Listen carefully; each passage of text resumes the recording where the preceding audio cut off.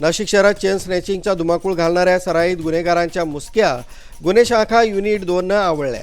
फिल्मी स्टाईलनं सीसीटीव्हीचा माग काढत पोलिसांनी 2 अट्टल चोरट्यांना अटक केली आहे. या कारवाईत पोलिसांनी तब्बल 17 लाखांचा मुद्देमाल जप्त करून गुन्हेगारांना मोठा दणका दिला. नाशिकच्या गजबजलेल्या इंदिरानगर आणि अंबड परिसरात महिलांच्या गळ्यातील सोनं साखळ्या हिसकावणाऱ्या टोळीचा अखेर पर्दाफाश झालाय. 5 एप्रिलच्या घटनेनं पोलीस यंत्रणा हल्ली आणि तपासचक्र वेगानं फिरली. भूषण शिरसाट आणि आशुतोष भादेकर अशी आरोपींची नावं आहेत. सातपूर परिसरात राहून त्यांनी गुन्हेगारीचं जाळं विणलं होतं.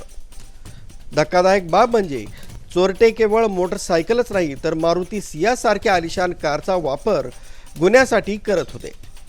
पोलिसांनी त्यांच्याकडून सोन्याचे दागिने, लगड, 4 मोबाईल आणि कार असा एकूण 17,65,825 रुपयांचा माल हस्तगत केला. या कारवाईमुळे इंदिरानगर पोलीस ठाण्यातील 4 आणि अंबडमधील 1 असे एकूण 5 गंभीर गुन्हे उघडकीस आलेत. या आरोपींनी अजून कुठे कुठे गुन्हे केलेत याचा तपास आता पोलीस करतायत. मुख्य संचालक रवींद्र जाधव, लोकराज्य न्यूज, नाशिक.